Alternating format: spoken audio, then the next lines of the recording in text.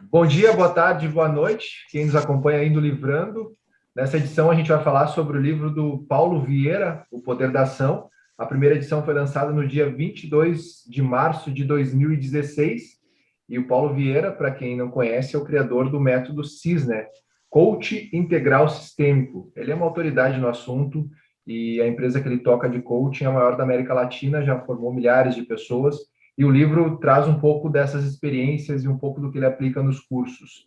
Então, para começar o livro, no nosso sistema, a gente começa contando um pouquinho do que é o livro. Eu passo a palavra aí para o meu amigo Alessandro Matias, primeiro dando bom dia para o Alessandro, para o Regis, para o Ricardo e para o Juliano. Bem-vindos, amigos. Alessandro, com tudo contigo para começar a contar a história desse livro, resumidamente. Bom dia, pessoal. O livro, então, é esse aqui, né? Poder da Ação. Paulo Vieira é um nome conhecido no cenário nacional, né? Internacional, inclusive, como um dos melhores coaches. Hoje, eu acredito, o melhor coach do Brasil. E esse livro dele fala muito sobre o que falta para um tanto de gente aí no mercado. Fala sobre o poder da ação. E como a gente vê onde nós nos relacionamos, no mercado onde nós atuamos, pessoas que não têm a capacidade de agir e que ficam uma vida inteira sonhando, né? Eu até ontem gravei um vídeo, publiquei um vídeo falando sobre o fantástico mundo de Bob.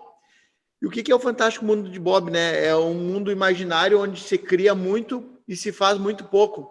Então, tu tem uma grande capacidade de criativa, mas tu não executa.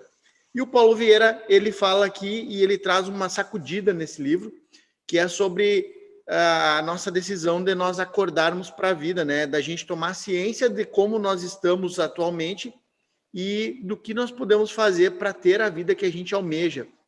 E o foco que ele traz aqui, no poder da ação, é realmente nós conseguirmos enxergar esse futuro e ir desenhando. Uma coisa interessante que o autor começa no livro falando sobre a abundância, né? Que nós estamos aqui na Terra para que nós possamos viver uma vida de abundância. E qualquer falta de abundância é disfunção. Disfunção, então, é tudo aquilo que está errado, né? Que está abaixo da média. E as pessoas, elas acabam ficando felizes com o pouco que tem. E isso tem muito a ver com o que a gente consome, com o que a gente escuta todos os dias, que parece que levar uma vida simples, mediana, basta. E aí ele traz um outro fator interessante aqui, que é sobre o normal e o comum, que aí eu vou deixar vocês discorrer e a gente vai fazendo o nosso ping-pong. Godinho, ele fala muito sobre isso mesmo, cara, e até ele usou o exemplo no livro, né? Ele trouxe o exemplo de tem um exemplo de um homem médio com problemas familiares, com problemas no trabalho e tudo mais, dizendo que isso é comum, mas não é normal, né? Quem é que segue aí? Ainda falando no capítulo 1, acorde. Vamos lá, senhores, não podemos deixar em silêncio o programa. Ah, vamos lá, então. Eu não consegui concluir a leitura do livro, tá? Fechamento de semestre é bem corrido, então eu li algumas partes e também olhei algumas palestras dele, né? E uma delas, eu não sei se está no livro, mas ele compara a nossa caminhada aí como uma escalada ao Everest, né? Onde todos nós temos um Everest na nossa vida, um ponto onde a gente quer chegar, né? E o primeiro passo, exatamente, que é esse, é o acordar, né?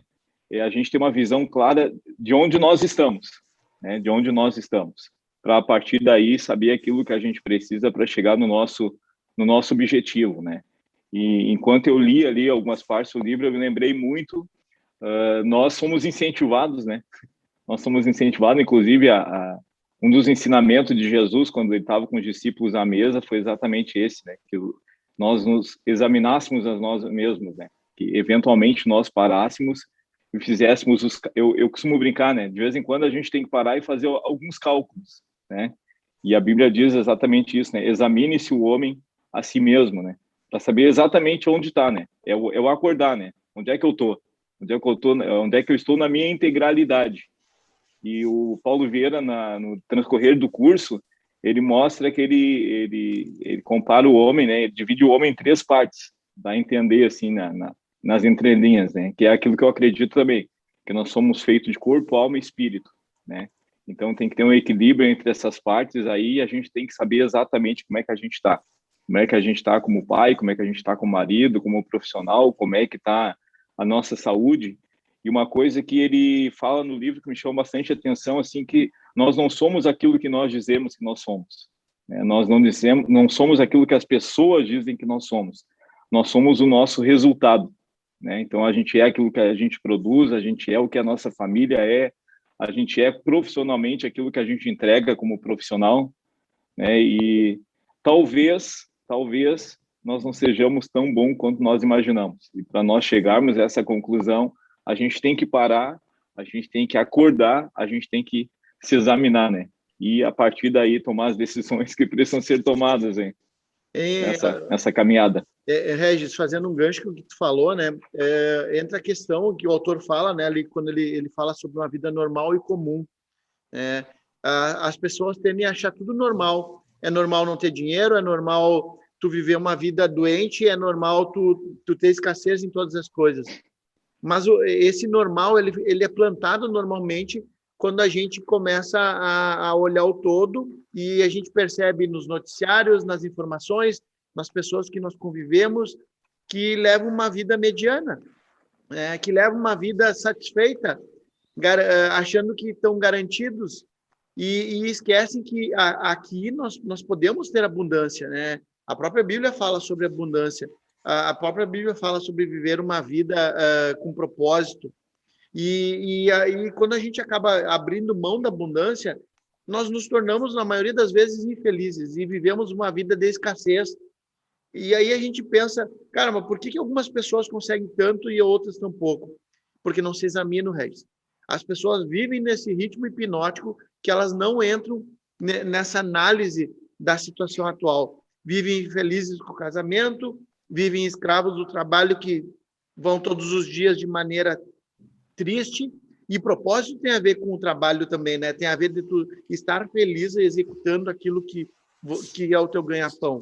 Então, o autor, no início do livro, ali no acorde, ele realmente traz uma reflexão e te leva para um contexto do, mas então o que é preciso fazer para que eu seja realmente feliz? Né? Quais aspectos que eu preciso mudar na minha vida para que eu me torne feliz? E ele entra ali com essa questão que, tipo, é o primeiro passo. Tudo na vida é o primeiro passo que tem a ver com a ação.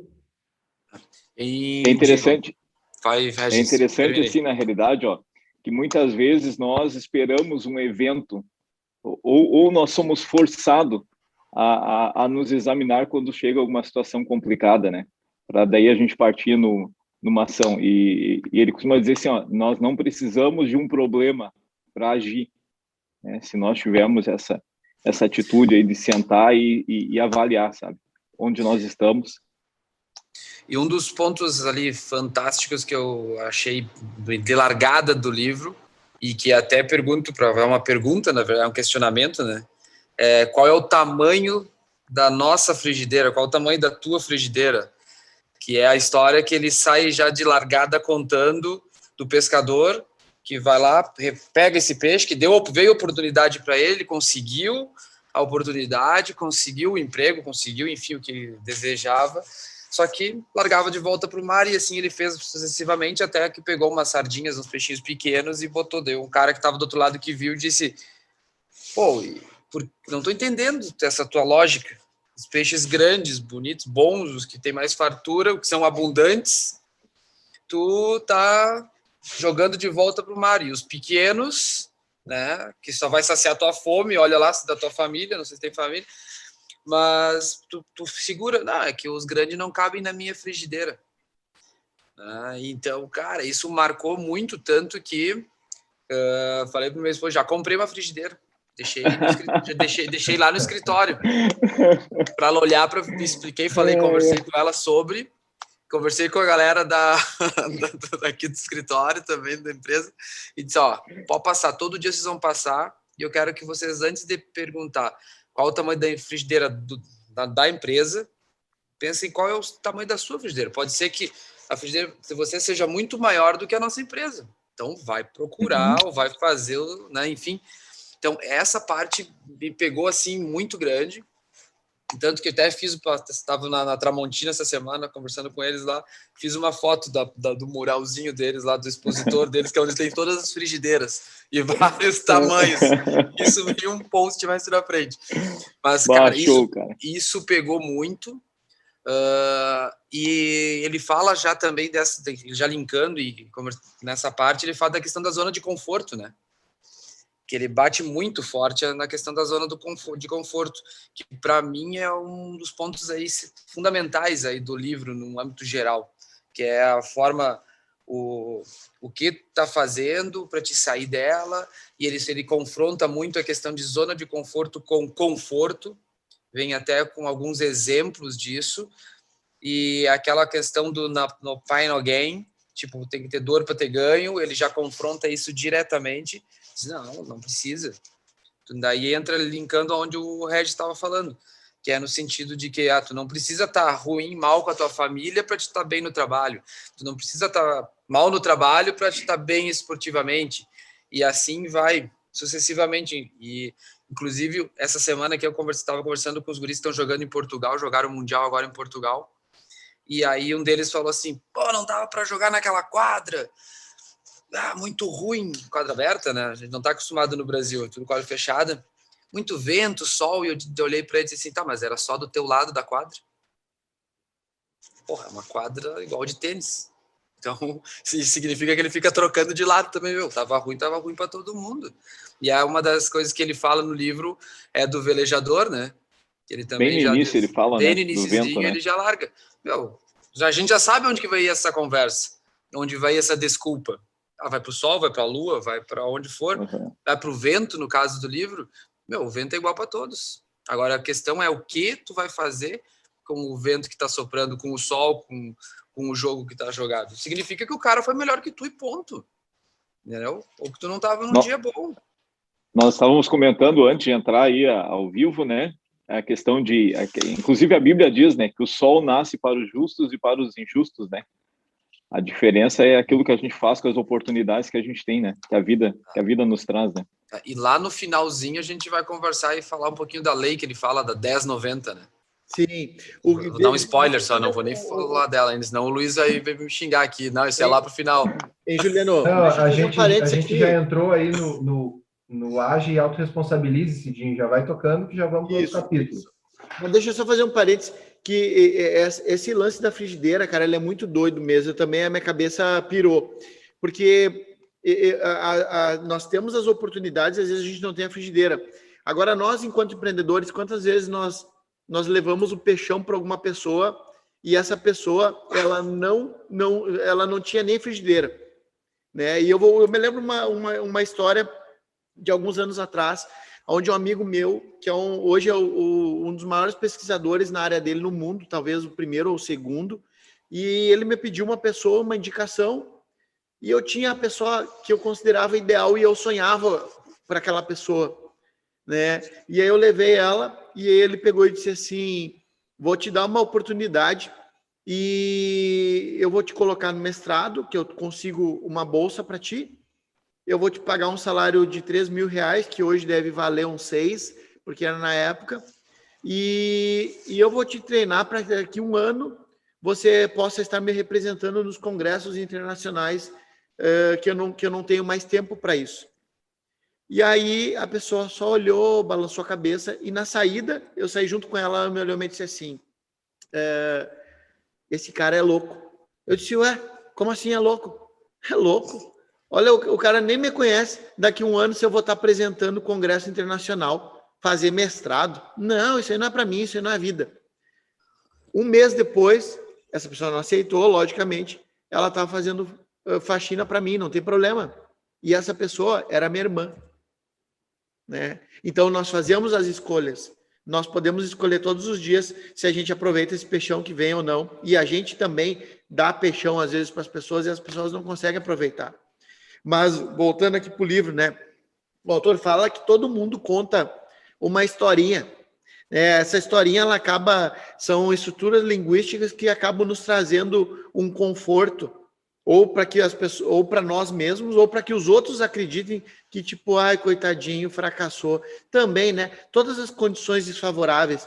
Cara, quando a gente entende que a gente precisa parar de contar a historinha pelos insucessos ou por aquilo que não deu certo, a nossa vida começa a funcionar, né? Chega de desculpas criadas, chega de narrativas, chega da gente pegar e trabalhar com histórias para que os outros nos vejam e justifiquem os nossos fracassos. Nós somos autores dos nossos sucessos e dos nossos fracassos. A grande questão é que a gente tem que escolher se eu quero realmente agir, né, e entender que essa felicidade ela é possível, que ela é ampla, que ela é abundante, que ela é para todas as áreas da vida. E já fazendo o merchan aqui, né? Qual que é o primeiro exercício que eu dou no curso do Método Vaz? É realmente esse. É o exercício de você fazer uma análise. Examine esse homem, veja como que você está, como é que está a tua vida, como é que está a tua parte intelectual, como é que estão as tuas finanças. É tudo. Se tem alguma coisa que não está funcionando na tua roda da vida, não vai rodar e não vai andar. Deu, já fiz meu merchan. E, tio, dentro disso ali até, onde tu tocou toda essa questão, e o Paulo vem, e que no livro mesmo ele tem uma frase que eu achei fantástica, que ele fala assim, tem poder quem age, e mais poder ainda quem age certo, né? E aí eu me lembrei da época que trabalhava gerente na Delano, na Unicasa aqui, que a gente tinha muito similar a isso, só que aí a gente completou ela, que eu achei que faltou um complemento aí. Tem poder quem age, e mais poder ainda quem age certo e rápido. Então não adianta tu saber fazer, não adianta tu ir lá fazer bem feito, se tu não fizer rápido. Então, se tu já tem todas essas características, tem que conseguir fazer mais rápido do que os demais, senão tu vai acabar ficando para trás também. Aí vem aquele ditado lá na fronteira, né? Boi lerdo bebe água suja. Cara, vai ficar pensando muito, não vai. Se tu tem clareza, realmente colocou foco ali e sabe o que tem que fazer, bora lá. Para de contar a historinha. É isso aí. E ele também nos traz a questão de que a gente, nessa parte da responsabilidade, do autorresponsabilize ali, que é o terceiro, se eu não me engano, capítulo, ele fala, né, que a gente é responsável pela nossa vida, de como ela está hoje, de como ela vai estar lá na frente. Então, sobre isso, Juliano, tem um dado que ele traz ali no livro que eu achei impactante também quanto a história da frigideira. Que 2% apenas da população mundial são as que realmente provocam a mudança. 13% veem a mudança acontecer, tem a percepção de que a mudança acontece, mas não são as pessoas que realizam essa mudança. E 85% das pessoas nem estão sabendo o que está acontecendo. Eu uso muito, eu li isso e eu fiquei pensando, esses 85% são aquela galera do sextou, né? Que vive uma semana inteira por pequenos momentos de prazer no fim de semana e começa aquela roda de novo, a roda dos ratos, né? O Luciano Fernandes fala isso, outros autores falam isso. Então, é impressionante esse dado. 85% da população nem sabe das mudanças e apenas 2% são os realizadores e que realmente fazem as mudanças que mudam o nosso mundo. E é por isso que os medíocres tomam conta, né? Porque a média é essa, a média está muito baixa nas empresas, na vida, em tudo. Essa semana mesmo eu estava falando com uma amiga e ela disse assim, conversando, enfim, sobre a família, né? E aí ela disse que estava feliz, porque a mãe dela estava feliz. Disse, tá, e por quê? Porque ela separou e conheceu uma outra pessoa. Tá feliz porque separou? Infelizmente estava, né? Mas ela disse, tá, mas me fala uma coisa que demonstra isso. O pai sempre reclamava que a mãe faz coleção de caneca, de viagem, ia viajar, trazia a caneca, ia pro Chile, foi para jogar paddle conosco no Chile, veio lá com 4, 5 canecas, de tudo que lugar que ela passava, ela catava uma caneca. E chegava em casa, o pai da guria sempre reclamava, né? E aí o namorado novo, o que ele fez? Montou uma parede, uma estante lá para colocar com o espacinho certo para cada caneca, valorizando isso. Então, bebeu água suja, como diz lá na fronteira, né? Vamos para o quarto capítulo, o foco. A gente está chegando a quase 20 minutos aí de bate-papo. Quem pode, ele diz aqui no livro, foco significa dizer não às centenas de boas ideias que existem. Você precisa selecionar cuidadosamente. Essa é uma frase do Steve Jobs, que disse não para centenas de ideias e aplicou foco no que realmente é importante. E de fato, né, senhores, a gente tem que aplicar foco no que realmente é importante na nossa vida. E o legal desse livro é que ele traz muitos exercícios para você fazer uma reflexão de como você está nesse momento. E aí eu coloquei fatores de distração que tiram o nosso foco de algumas coisas e a gente acaba se surpreendendo, né? Que como é fácil de desfocar, mesmo sendo uma pessoa bem focada e obstinada, é fácil de desfocar por qualquer coisa que está à nossa volta. Parece criança às vezes, né? A gente está concentrado no exercício, passa um bicho, alguma outra coisa, a gente se distrai, perde o foco. Quem quer tocar aí um pouquinho sobre o capítulo 4? Hein, Luiz, quando tu falou ali, já lembrei dessa questão que era o Jobs, que era essa frase era do Jobs, que ele coloca no livro, e até ele coloca no livro também a questão que normalmente a gente, quando fala em foco, e aí, N lugares, pessoas e livros que a gente lê, onde diz que foco é tu concentrar em um ponto, ok? Mas ele não diz que tu tem que largar os outros, dizer não para os outros, né?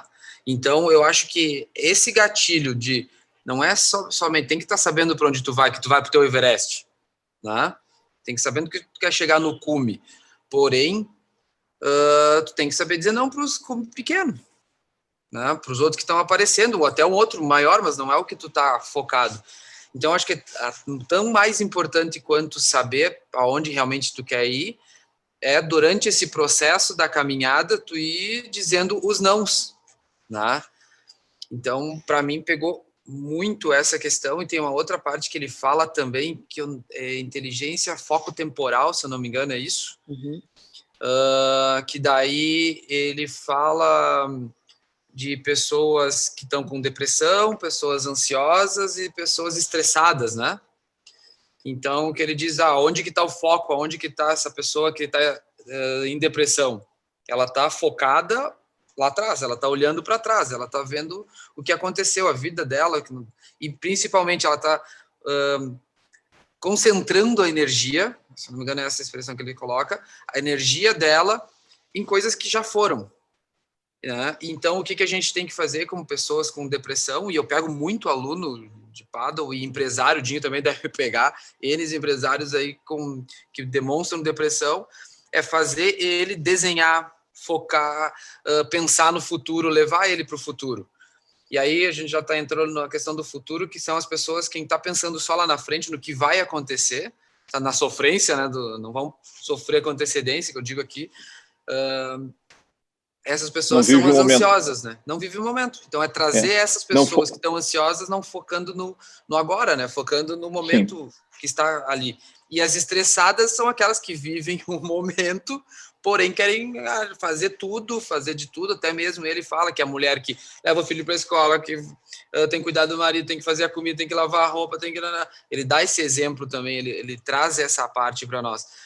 Então, eu achei essa parte do foco, e principalmente essa inteligência foco temporal, se eu não me engano é esse o nome exato, muito importante. Tanto que eu deixei desenhado aqui, já estou trabalhando isso com N pessoas e principalmente comigo mesmo. Acho que o primeiro passo é esse, a gente se auto-trabalhar para depois a gente conseguir fazer, né?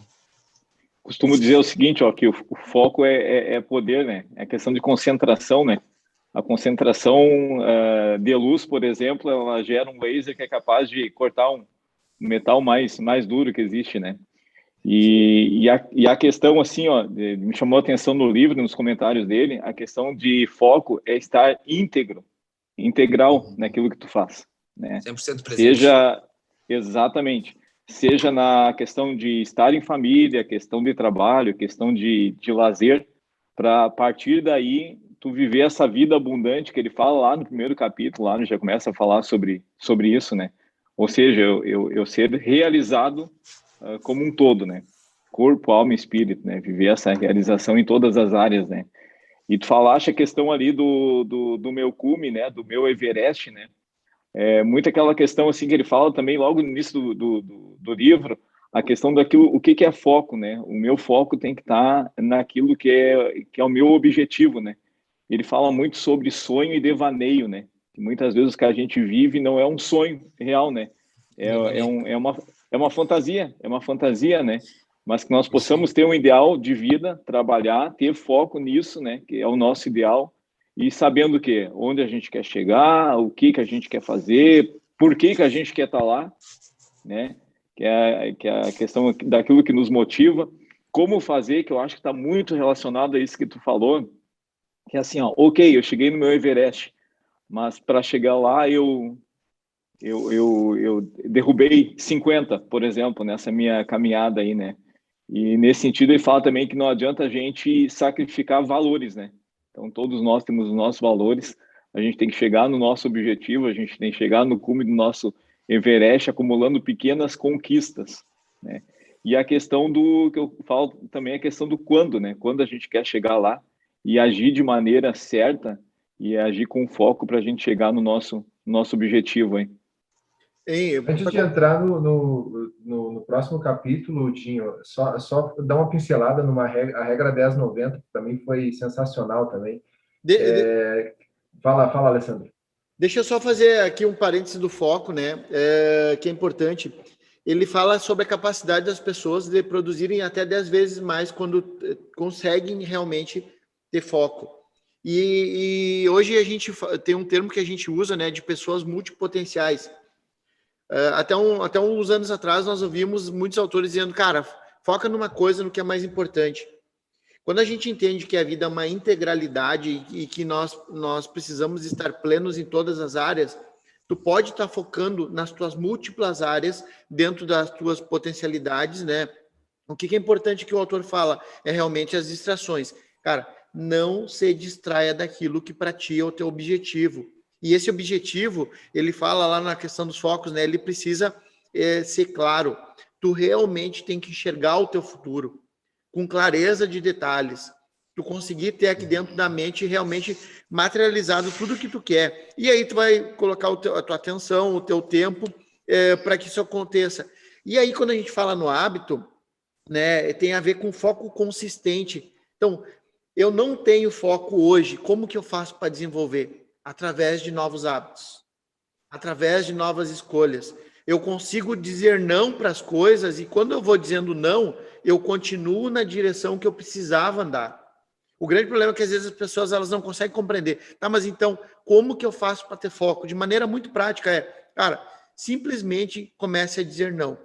E vá em direção àquilo que você definiu, né? Tenha uma rotina na sua vida, na hora de acordar, de dormir. Tem outro livro até do Método CIS, que o autor ele te ensina a tu separar a tua vida em blocos de 15 em 15 minutos. Desde as 7 da manhã, 6h30, seja qual for o horário que tu acorda. Blocos de 15 em 15.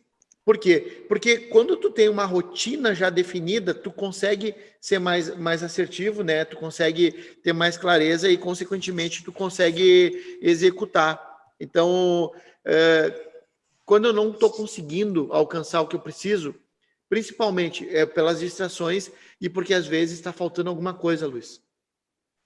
Quando a gente faz essa análise que o Regis falou antes, tu consegue perceber exatamente, bom, mas por que eu não estou atingindo? Por que eu não estou indo no Everest? Porque eu não sei o caminho, porque eu não tenho um guia, seja qual for, mas essa capacidade da gente entender o que está faltando, ele também é poder. Porque aí a gente vai concentrar nossos esforços, né? Vai trabalhar com cooperação, vai trabalhar com pessoas que já sabem para que a gente vá lá e faça acontecer. E da minha parte é isso. Eu participei de uma rodada essa semana aí com professores falando de negócios e um dos focos era esse, Alessandro, de saber o que não se tem e para onde buscar para te trazer para dentro. Eu sou bom em vendas, eu vou trazer alguém que seja bom com pessoas e outro que seja bom com gestão de empresas. Isso é super importante.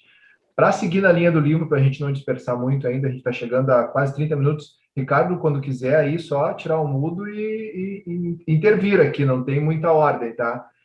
Falar um pouquinho da regra 1090, que também me chamou bastante atenção, que não é o que acontece, que é o que mais importa, mas sim o que nós fazemos com o que acontece. E para ilustrar isso, tem um vídeo que circulou na semana passada, eu recebi no meu Instagram, que é de um cara segurando eu acho que vocês devem ter visto um portão, e passa um rapaz de moto, o portão cai, o cara de moto bate no outro carro, em vez dele parar e xingar Quase bateu nele o portão, né? Da grade, isso, ele parou a moto, desceu, ajudou o cara, quer dizer, uma situação que poderia ser de estresse, de problema, ele resolveu agir diferente. Ele não focou nos 10%, ele focou nos 90% de coisas que ele podia fazer, e essa decisão de ajudar o outro resolveu o problema dele, que não se incomodou, e do cara que estava com a grade quase caindo. Então, isso é uma regra que, para mim, chamou bastante atenção. Publiquei também no meu Instagram, fazer uma propaganda agora, que nem o Alessandro, @o_Silva_Luiz, sigam aí no Instagram. Mas achei interessante a publicação, essa regra do 10/90. Senhores, tem o capítulo Comunique-se, que é algo que a gente faz todo dia. Querem dar uma pincelada sobre isso? Eu acho que do Comunique-se eu pego mais a questão do não verbal, onde mais pegou para mim, eu acho que é bastante importante também. Ele, se eu não me engano, ele retrata também de um teste que foi feito de ler um determinado texto, né? Separou lá um grupo de pessoas, 3 grupos de pessoas, para lerem o mesmo texto. Daí um grupo de pessoas com uma caneta na boca, fazendo um biquinho, cara feia, o outro como se fosse sorrindo, e um outro grupo sem nada, normal. Então, já mudou a frequência, já mudou a forma como enxergaram, como sentiram aquele texto, as pessoas que estavam com a caneta parecendo que estavam sorrindo. E isso é muito louco, porque muda muito, não só para nós, para quem está fazendo a ação, quanto para quem está vendo, né? Então, uma coisa que a gente tem dentro do esporte aí, que a gente também utilizou no final de semana na seletiva do Mundial lá de menores com a Júlia, foi justamente essa. A gente foi daqui a Camaquã, 3 horinhas de viagem, música, dorme, acorda, conversa, enfim. E eu decidi, nós já vamos começar pela linguagem não verbal aí. Tu já vai chegar chegando.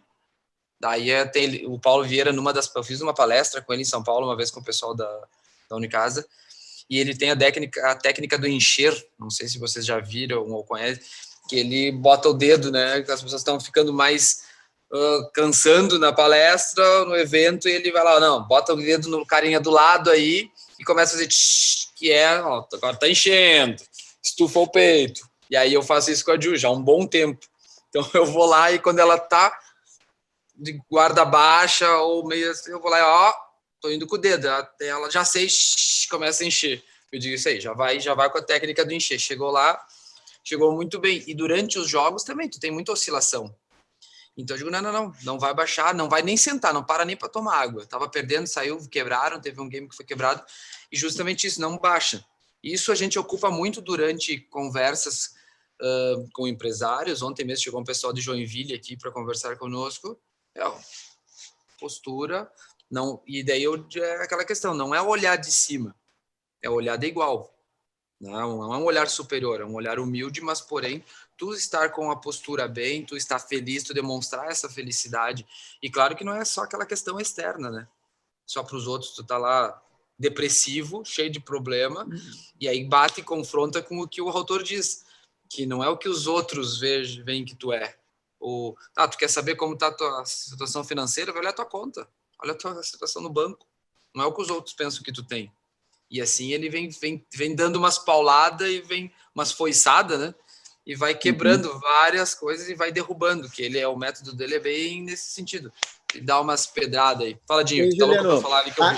Aqui tem a ver com a capacidade nossa, né, da gente estar transmitindo coisas boas. Eu sempre estou falando, nós precisamos gerar vida nas pessoas. Só que a gente só gera vida quando nós temos vida, né? E essa vida é a abundância que a gente precisa comunicar para as pessoas. Nós precisamos compartilhar o que nós temos de melhor com as pessoas, né? A ponto de incentivar realmente para que elas gerem uma mudança ou para que se incomodem. Eu tenho uma premissa, eu preciso que as pessoas só se incomodem. Eu quero despertar um incômodo nas pessoas, de que tipo, cara, mas como que esse cara faz isso tudo? Eu preciso comunicar o que eu estou fazendo, não para aparecer, mas para de alguma maneira eu incentivar as pessoas a terem novos hábitos, a terem boas atitudes, a mudarem seu relacionamento em casa, a verem que pode ter uma vida com saúde, a verem que pode ter uma vida abundância com dinheiro. E essa comunicação ela é importante, porque o grande problema é que os bons ficam calados. E aí tem muita gente que vive no passado, tem muita gente cheia de dor que está falando. Então, a inquietação que eu trago aqui é que realmente a gente abra a nossa boca para que nós possamos passar coisas boas, para que nós possamos gerar vida nas pessoas. O modelo de sucesso que o autor fala lá, 65% tu tem que viver no presente, né? 10% no passado e 25% no futuro. Eu aprendo com o que está lá atrás, eu ressignifico e eu entendo o quanto isso gerou de conhecimento, de mudança, de transformação. Agora, quando as pessoas estão vivendo lá atrás, no passado, elas vivem infelizes, cara. Então, eu vou dizer, tá na hora de você acordar.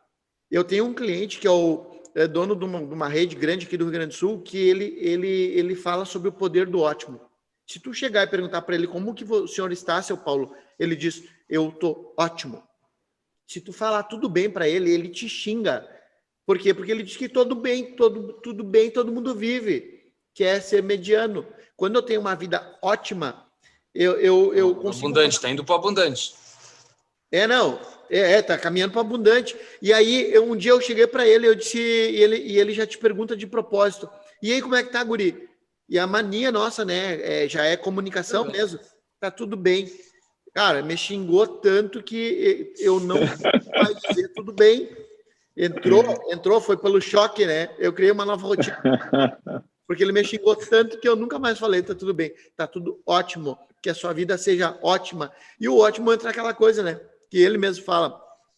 O ótimo, além de tu passar a vida para as pessoas, quem não gosta de ti fica mais irado ainda. Uhum.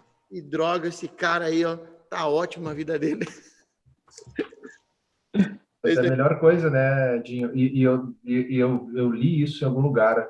Eu acho que foi um cara no Instagram também. Ninguém que está melhor que tu vai falar mal. É lei da vida. Certo. Ninguém que está melhor que você vai falar mal. É só quem está pior. Então a gente não tem que estar se importando muito com a opinião dos outros. Senhores, nós temos mais 5 minutos de acordo com o nosso tempo estimulado. Eu sou aqui o chato do tempo. Temos questione e creia. Vamos dar esse fechamento aí? Quem é que vai? Já aproveitando que tu falou ali, Luiz, já vamos puxar ali então pro creia e indo para essa lado para a questão de gratidão, né? Eu não sei se vocês notaram, mas tem uma parte do Paulo Vieira que ele faz um teste sobre gratidão. Ele pergunta para a pessoa se tu é grato, se tu realmente é grato, né? E a pessoa diz, sim, sou grato. Ah, não, então tá, tu agradece, tu faz... Sim. Então vamos fazer o seguinte, agora tu ganhou na Mega Sena, tu ganhou mais de 10 milhões de reais. Tá bom. Não, tu não entendeu. Tu acabou de ganhar 10 milhões de reais. O que tu vai fazer? Como que tu vai agir com 10 milhões de reais na conta? Gritou, pulou, esbravejou, muito bem. Então, agora tem um detalhe. Esses 10 milhões de reais aí, nós vamos trocar pela tua família. Como assim? Sim. Vai sair perder tua filha, tua mulher, enfim, toda a tua família. Não quero. Tá, tu não quer os 10 milhões de reais, não. Então tu é grato, sim. Tá, e quantas vezes tu fez essa ação de gratidão, pulando, agradecendo, abraçando, comemorando com ênfase para a família? Cara, buga. O sistema dá aquela bugada, né? Então, quando é palpável, quando tu tá recebendo um dinheiro ou alguma coisa, eu sou grato pelo dia. Será que realmente tu acordou crendo nisso? Ou é mais um processo, né? E aí o autor vem com essa questão do processo e resultado, que ele fala no finalzinho aí também, que é justamente essa questão. Muitos querem só o resultado final, mas não querem passar pelo processo. Muitos querem ser o empresário que tem X empresa, que dorme bem, que faz tudo, mas ninguém quer acordar cedo, ninguém quer ficar aqui que nem nós. Quantos a gente conversa que nos dizem, vocês são loucos, 5:30 da manhã, 5 horas da manhã acordar para falar de livro. Digo, não é de falar maluco. de livro. Então não, só querem o resultado mais para frente, ou já visualizam, tipo, esse cara é diferenciado. Eu quero ficar com ele, mas não quer acordar cedo que nem nós. Não quer tomar banho gelado todos os dias, né, Dinho? O cara quer estar vivo ali, mas não quer tomar um banhozinho gelado. Tá? Olha só. Foi isso. Eu tenho para mim assim, que a jornada tem que ser prazerosa, né? nossa jornada tem que ser prazerosa, a gente precisa sair da zona de conforto, evitar a ociosidade, distrações, como o autor fala, né? Para que a gente viva essa vida abundante que ele propõe, tá? E assumiu, falando sobre fé, né? Assumiu o protagonismo da nossa vida, né? Nós temos dons e talentos que Deus nos confiou e nem sempre é fácil, né, trabalhar com eles, mas o resultado será prazeroso. E agir com fé. Até porque o apóstolo Tiago diz, né? A fé sem obras, ela é morta. Então, nesse sentido, que a gente possa agir, né? O poder da ação, né?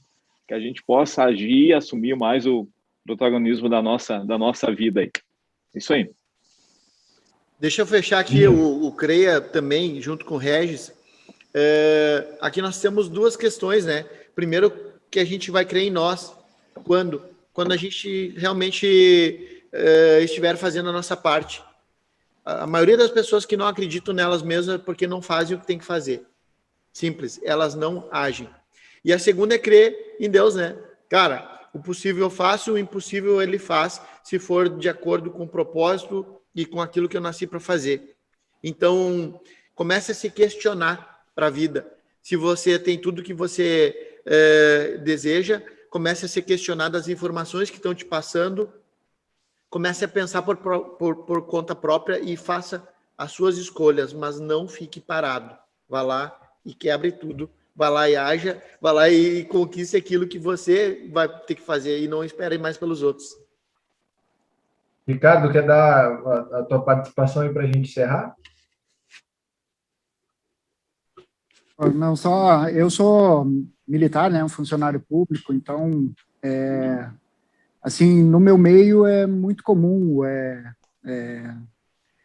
o pessoal se acomodar, que a gente chama, né? É o cara que chega no trabalho olhando para o relógio e sai do trabalho olhando para o relógio. Né? Então, eu não sei se é cultural, né? Ou se é os 85% lá do pessoal que deixa a vida me levar, né? Mas outro ponto importante que eu vi é a questão você não consegue mudar as pessoas, né? Então, a gente tinha um chefe no Exército, né, que eu sou do Exército, normalmente vem um chefe 2 anos e muda, né? Então, tinha um chefe que gostava muito de instigar todo mundo, né? E eu percebo que, às vezes, o meio também te influencia, né?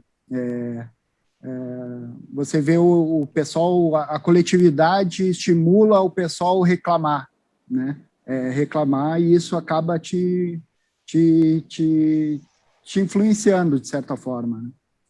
Então, eu sempre conversava com o pessoal, vamos lá, vamos fazer as coisas, não adianta reclamar, mas é difícil, você não consegue mudar as pessoas, né? Eu acho que talvez a gente tem um termo que a gente usa, né, o que o exemplo arrasta, né? Então, eu procurava fazer a minha parte e fazer com que as pessoas despertassem para isso, né? Mas é difícil. Lidar com pessoas é complicado. Só isso que eu tenho a falar. Beleza, Ricardo. É isso aí, cara. Então, para encerrar da minha parte, eu gostei muito da parte da autorresponsabilização. Você é responsável por tudo e por onde você está. E isso vários autores falam. E também que ter uma vida medíocre na média é comum, mas não é normal. Acho que isso é um recado importante que a gente tem que ter. A gente foi criado para ter uma vida abundante, como vocês todos falaram, e eu acho que a gente tem que perseguir isso dia e noite, ter uma vida abundante e não cair nessa mediocridade, nessa média aí.